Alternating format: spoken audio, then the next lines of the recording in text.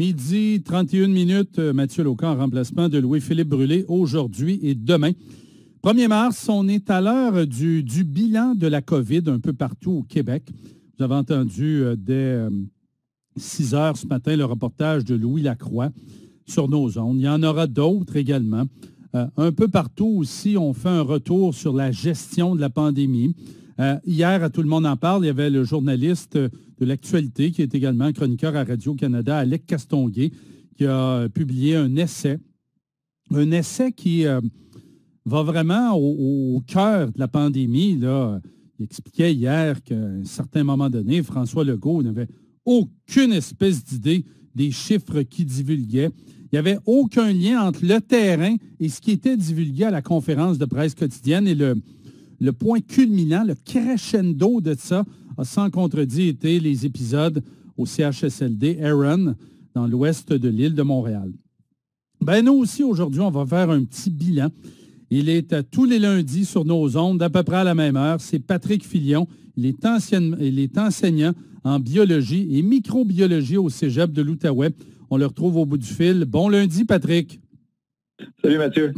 On fait un petit peu le bilan là, avec l'angle que tu as, c'est-à-dire la microbiologie et toute cette pandémie. Selon toi, qu'est-ce qui va nous rester de la pandémie? Là? Je ne parle pas dans 6 mois, 1 an, là, dans 5, 10 ans. Là. Est-ce que les gens vont peut-être avoir amélioré leur hygiène de vie, se laver les mains plus souvent, etc.?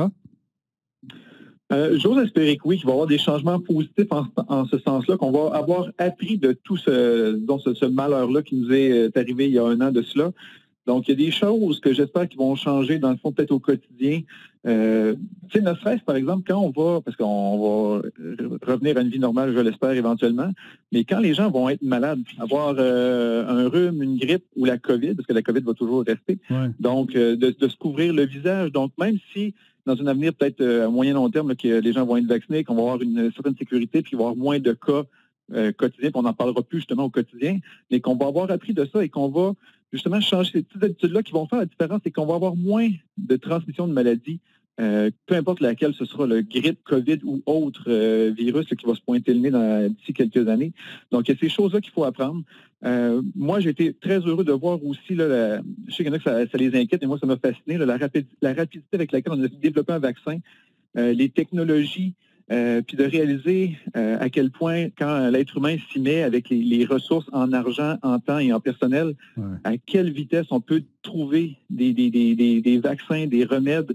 Ça m'a fasciné. Puis les gens, bon, je reviens là-dessus, les gens s'inquiètent un petit peu. Le vaccin, on dit que qu'il a été produit rapidement, donc les gens le voient avec un petit peu d'inquiétude. Mais la technologie que l'on a présentement n'était pas disponible il y a de cela 10, 15, 20 ans. Mm-hmm. Donc, c'est normal qu'on ait pu le faire aussi rapidement. Et aussi, il y a eu des milliards de dollars d'investis, des milliers de personnes qui ont été à temps plein juste là-dessus. C'est des choses qu'on n'a jamais vues de l'histoire de l'humanité, là, littéralement. Donc, moi, ça me fascine, puis ça me rassure pour l'avenir. Parce que, faut se dire, là, je ne veux pas vous stresser avec ça, on est en plein milieu dans une pandémie encore, mais ça ne sera peut-être pas la dernière. Fait de réaliser à quel point on peut se revirer de bord, trouver des solutions, moi, ça me donne beaucoup d'espoir qu'on n'aura peut-être pas à revivre justement des confinements aussi longs et aussi compliqués, parce qu'on peut justement travailler ensemble puis trouver des solutions là, qui vont nous permettre d'avoir une vie un petit peu plus sûre. Là. Le port du masque au niveau de l'image, on voyait auparavant quelqu'un sortir avec son masque, on disait « Oh, il a une maladie chronique, très malade, il veut se protéger, etc. » On identifiait déjà la personne alors que dans des pays de l'Orient, il portait le masque à temps plein. On a en quelque sorte évolué collectivement. Hein? Oui, en ce sens-là, c'est très positif. Je donne l'exemple en Orient, en Asie, par exemple, au Japon, les gens portent des masques, puis les gens...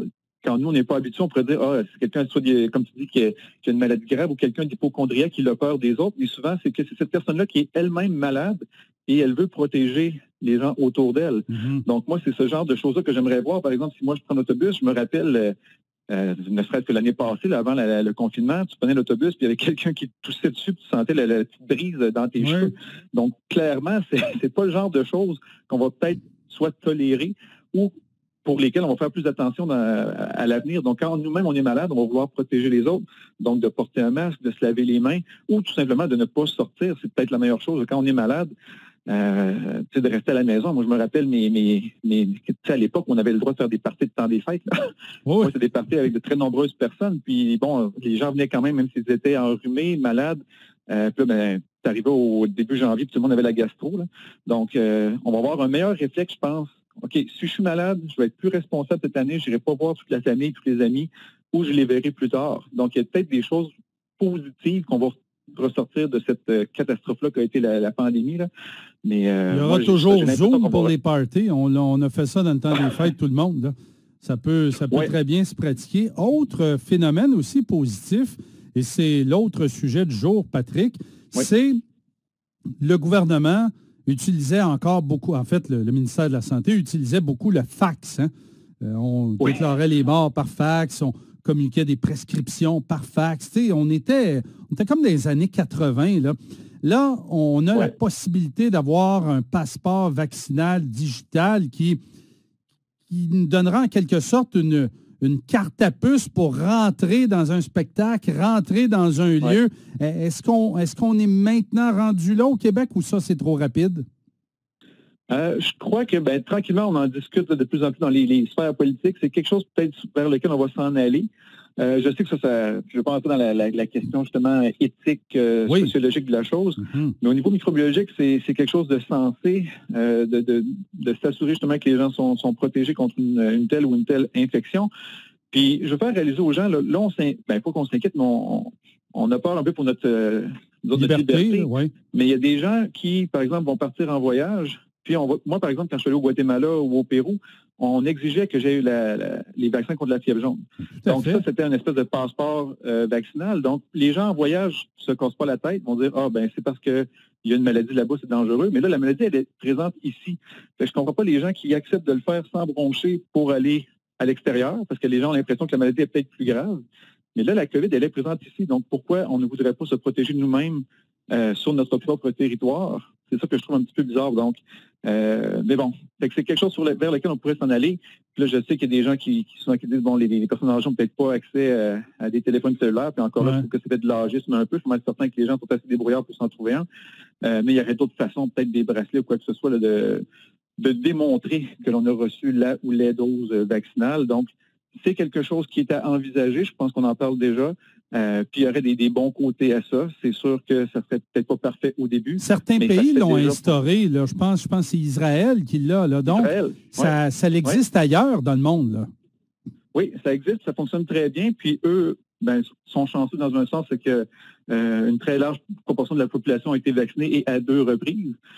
Puis eux, donc, ont repris leur vie un petit peu plus normale. Là. Ils peuvent aller voir des spectacles, peuvent aller au cinéma sans restriction. Je pense qu'ils peuvent manger du popcorn, eux autres, ce qui n'est pas le cas ici. Non, pas trop. Donc, il y a des avantages quand même à tout ça.